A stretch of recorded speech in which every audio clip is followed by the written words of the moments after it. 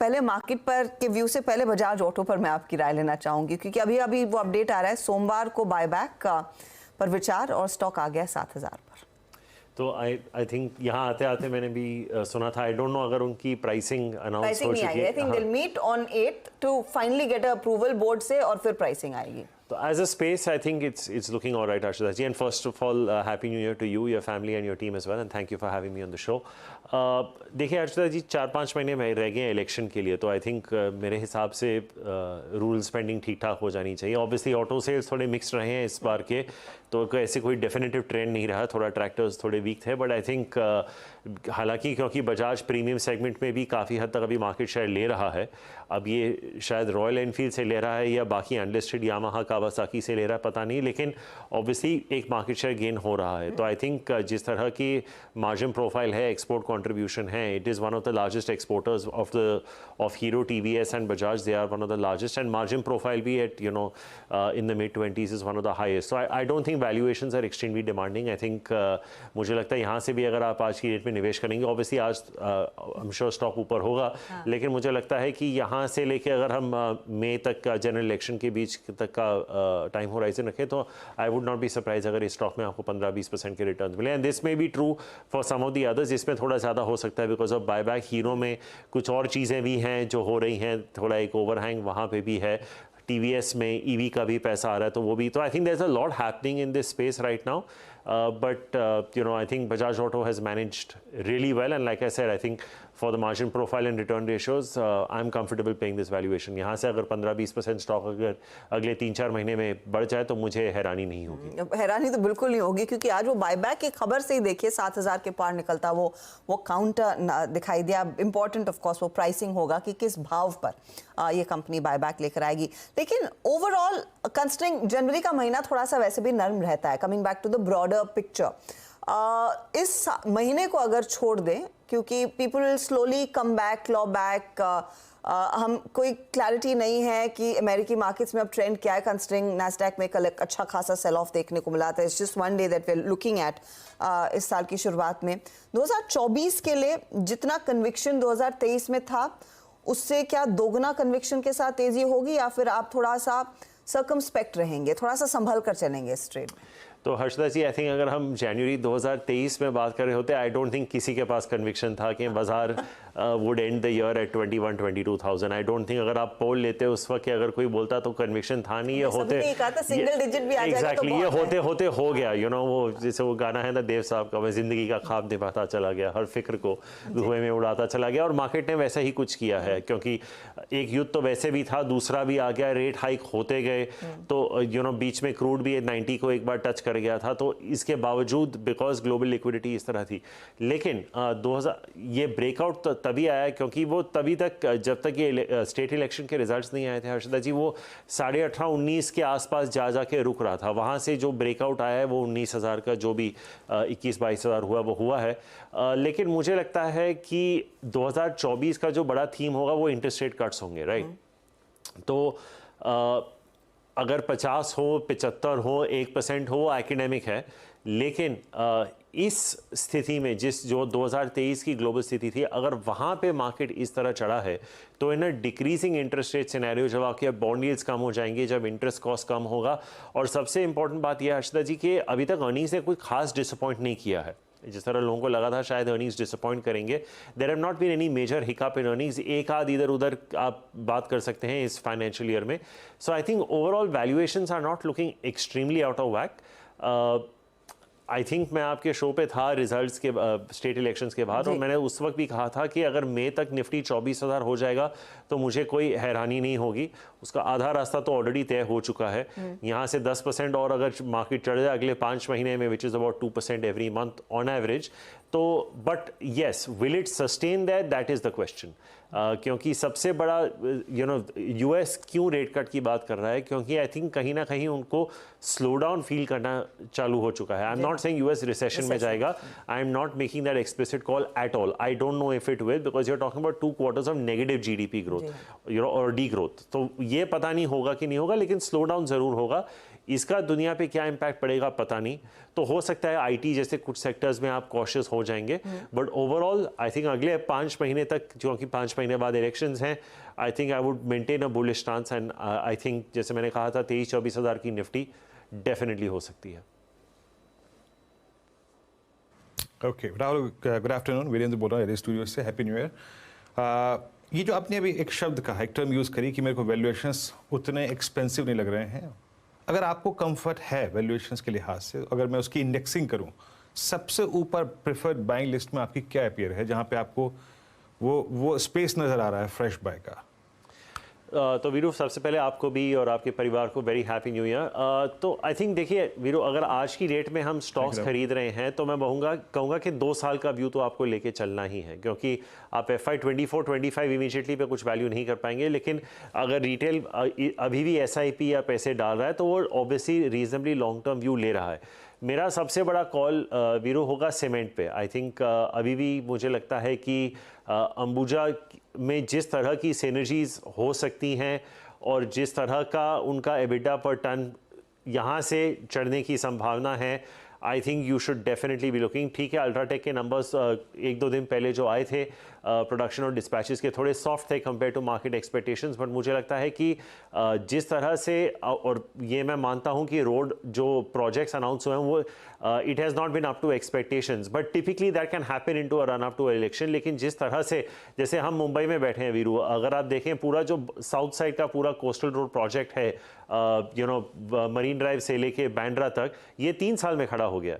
तो अगर इस लेवल पे, और आई थिंक प्रधानमंत्री अगले हफ्ते आके he is inaugurating the trans harbour bridge which is a Nava Sheva bridge इन मुंबई, ऐसे प्रोजेक्ट्स अगर गतिविधियों के साथ चलें तो ऑब्वियसली सीमेंट और स्टील की बहुत रिक्वायरमेंट होगी। और I think the government has made no bones about the fact that it's going to be a priority area for them. तो I think cement definitely looks like valuations काफ़ी comfortable हैं। 2 wheelers की, जैसे हम हर्षदा जी के साथ अभी जिक्र कर रहे थे, I think valuations to a large extent are reasonable over there. And then I think you have to get a little selective. अभी भी मुझे लगता है वीरू, फार्मा में इतना कुछ एक्सपेंसिव हुआ नहीं है। If you look at Cipla, Sun, mid caps में अगर आप JV केमिकल्स या स्मॉल कैप्स में एरिस लाइफ साइंसेज देखें तो अभी भी आउट ऑफ वैक ऐसे कोई वैल्यूएशंस गए नहीं हैं फार्मास्यूटिकल्स में भी अभी। And even oil and gas में आई थिंक मुझे याद है जब IGL गिर रहा था, हम आपके शो पे थे, आई थिंक गैस के स्टॉक्स में भी अभी आई थिंक अगर आप गुजरात गैस को भी देख लें, it's looking all right. So pockets हैं जहाँ पे मुझे लगता है कि वैल्यूएशंस रीजनेबल हैं अभी भी और निवेश किया जा सकता है। ऑन दी अदर हैंड बहुत सारे सेक्टर्स ऐसे भी हैं वीरू जो बहुत एक्सपेंसिव हैं, पर मुझे लगता है कि वो रहेंगे। पर क्योंकि आपका स्पेसिफिक सवाल ये था कि मुझे वैल्यूएशन कंफर्ट थोड़ा बहुत कहाँ मिल रहा है, ये कुछ सेक्टर्स हैं जहाँ पे मुझे लगता है कि वैल्यूएशन आज की डेट में मैं जाके खरीदारी कर सकता हूँ। इसमें मैं शायद रोड कंस्ट्रक्शन को भी ऐड कर लूँ, stocks like PNC infra, KNR constructions. और अभी इस स्पेस को और ब्रॉड करें अगर, जो एक ऐतिहासिक आई थिंक घटनाक्रम होने वाला है, अयोध्या मंदिर की आई थिंक जो शुभारंभ होगा और स्थापना हो जाएगी, उसके बाद जब ये खुल जाएगा पूरा का पूरा, अगर आप देखें आम लोगों के लिए, ये रेलवे जिस बड़े पैमाने पे इसकी कनेक्टिविटी हो रही है, राहुल आप इसको कैसे देख रहे हैं? आज रेलवे स्टॉक्स को देखिए, आप ट्रेवल टूरिज्म को देखिए, आप होटल्स को देखिए, इस स्पेस को 2024 में आप कैसे रीड कर रहे हैं? It's a very interesting question Veeru, लेकिन अगर आप इंडियन होटल्स का स्टॉक देख लें फॉर मेनी मंथ्स नाउ, ये बेसिकली 400-450 के रेंज में चल रहा है। ये ना तो 400 नीचे तोड़ रहा है, ना 450 ऊपर। And that goes with my thesis के जो आज की डेट में देखिए वीरू, स्थिति ये है कि FY 22 was a very depressed year, या तो FY 23 में जो आपने रिवेंज कंजम्पशन की पूरी चर्चा की वो हुई, और FY 24 was a very unique year for India in terms of 2 very large scale events happening, right. एक तो G20 थी जो पूरा साल इवेंट्स चले, जो सितंबर में इवेंचुअली कल्मिनेट हुआ, और उसके तुरंत बाद वर्ल्ड कप की जो पूरे 2 महीने का पीरियड था, और उस बेसिस पे जिस तरह की ऑक्यूपेंसीज और एवरेज रूम रेट, जिसको हम ARR कहते हैं, वीरू ये ऐसा सेक्टर है जो मुझे नहीं लगता कि आपको कंसिस्टेंट तौर पे 25% या even 20% return on equity capital employed दे सकता है। उसके लिए आपको ये सवाल पूछना है कि do I need to be paying 30 times EV EBITDA for a sector like this?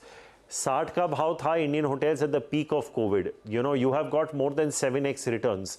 तो आई पर्सनली थिंक वीरू जो रिवेंज स्पेंडिंग और इवेंट्स की जो चर्चा हुई है slowly they will start receding. अब आपने अयोध्या की चर्चा की है, I would like to play that more through aviation than to hotels, because that is a very unique वो एक जगह है हिंदुस्तान में जहाँ पे ये ट्रैफिक जाने वाला है। And I was reading somewhere on Google के the tourism in Ayodhya could be one of the 10 highest tourism places in the world in 2024. लेकिन वो it is one part of India. तो obviously Oberoi, Taj, Lemon Tree, everyone, Marriott will put up their hotels. But can I extrapolate that on a pan-India basis? तो उसमें मेरा एक सवालिया निशान खड़ा हो जाता है। तो मैं आज भी मेंटेन करता हूँ कि अगर मैं आज की डेट में अगर इंडियन होटल्स में निवेश कर रहा हूँ 400 450 में, the only reason I would by this stock is if I think I have visibility कि ये 600 650 हो जाए। मुझे लगता है कि ये जो 2-2.5 साल रहे हैं, इट वाज द पीक। क्या होता है ना वीरू, आई थिंक कभी कभी एक साइकिल जो है वो अनफॉर्चुनेटली प्राइस में बहुत जल्दी कंप्रेस हो जाती है and then you are stuck for choices. और इसका एक और उदाहरण वीरू ये है केमिकल सेक्टर। आपको याद होगा जब कोविड चालू हुआ था 2000 in the first wave in 2020, 6 महीने में सारे केमिकल स्टॉक्स 3 से 5 गुना बढ़ चुके थे जब ये पहली बार हमने चाइना +1 वगैरह स्टोरी सुनी थी। तो एक पूरा जो अपने साइकिल था इतनी जल्दी प्राइस में कंप्रेस कर दिया था, फिर सब बोल रहे थे कि भाई ये तो एफएमसीजी के वैल्यूएशन से बढ़कर है। 30 times EV EBITDA for industry that has never done 20-25% return on equity capital employed on a sustainable basis. मेरे रेजर्वेशंस हैं। It is a fantastic company, beautifully run, no question. जिस तरह से वो EBITDA मार्जिन 32-33% पे लाए हैं, full credit to the management, Mr. Chatwal, Giri, who is the CFO, amazing job.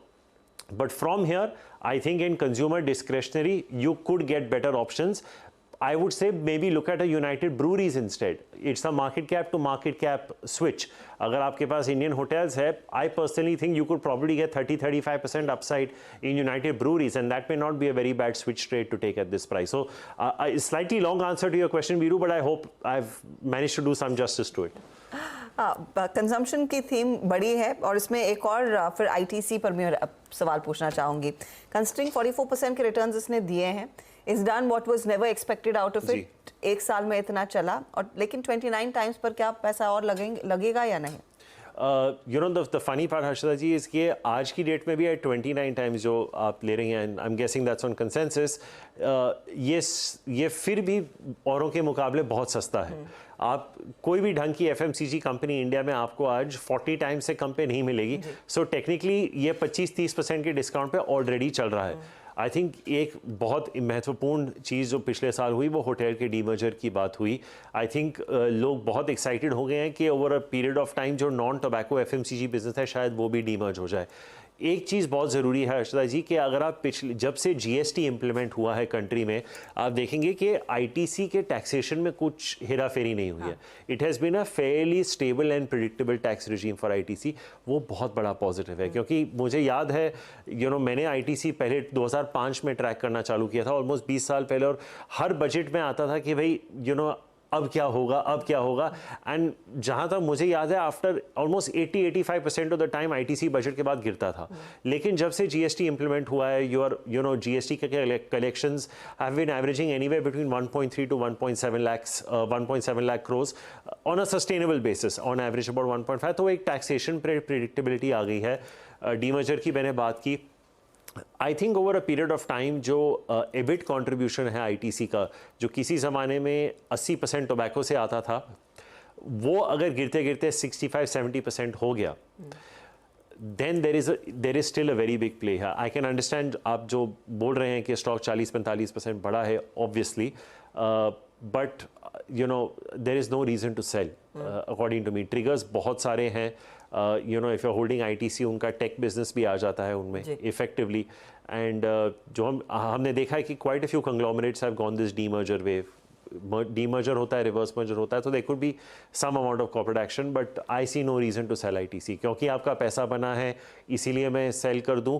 जब आपको पता है कि वैल्यूएशन डिफरेंशियल, जैसे मैं अभी वीरू को कह रहा था कि इंडियन होटल्स में वो कंफर्ट नहीं है, लेकिन आईटीसी में आज भी I don't see why, if it keeps performing, why this can't be a 550-600 rupee stock. अच्छा, ये साल के लिए क्या तैयारी रहेगी, सरकारी या PSU? Is it a toss up या फिर it's an equal opportunity? The problem Harshada ji is that in banks कुछ बैंक्स ऐसे हैं, जैसे let's take one of the largest banks in the country ICICI bank. I think पिछले 4 quarter से ये expectations को बीट कर रहे हैं, लेकिन स्टॉक कुछ खास कर नहीं रहा. एक अच्छी खासी मूव आई है PSUs में लास्ट ईयर, बट एक बहुत एनिग्मा है. मैं लोगों से पूछता रहता हूँ, शायद आपका जवाब हो. इसके 18% का ROE है SBI पे. Asset quality is under control. आपको SBI life insurance, SBI mutual fund की एम्बेडेड वैल्यू मिल रही है इसमें. Deposit growth and advances growth is all right in the low to mid teens.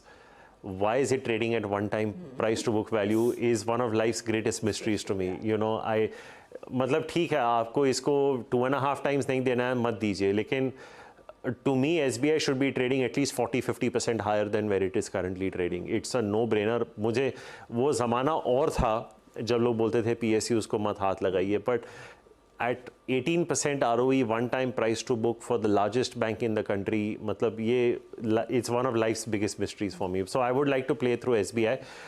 अगर आप अल्फा या बीटा की बात करें तो I think IndusInd Bank is not doing too badly. I think हमारा व्यू है कि commercial vehicles will also continue to do well. उनका CV book भी काफ़ी हद तक ठीक ठाक कर रहा है. I think on a relative basis valuations are okay compared to HDFC and ICICI Bank. So I think IndusInd Bank could be. And I think if you want to go down the road, हालांकि एक आध fund raise हुआ है Federal Bank में, but there also I think you know the banks up to about 13-14% ROE. ROE उनका around 1.2-1.3% है. I am reasonably comfortable with the valuations on Federal Bank. So I think यहाँ से भी अगर आप फेडरल बैंक में निवेश करें, मुझे लगता है कि आपको 20-25% की अपसाइड मिल सकती है. We are valuing all our companies Harshada ji on September 25 at this point in time. But I keep coming back to the point. I think SBI should be one of your. See, Bank of Baroda is also cheap, लेकिन obviously वो digital का issue आ गया था, लोग थोड़े circumspect हो गए थे. But then again, you know, I don't see why. So I think on a relative basis, I would still prefer PSUs. लेकिन I think on private sector, maybe IndusInd Bank and from the mid cap side, I think Federal Bank. ये कुछ नाम है जो जहन में आ रहे हैं.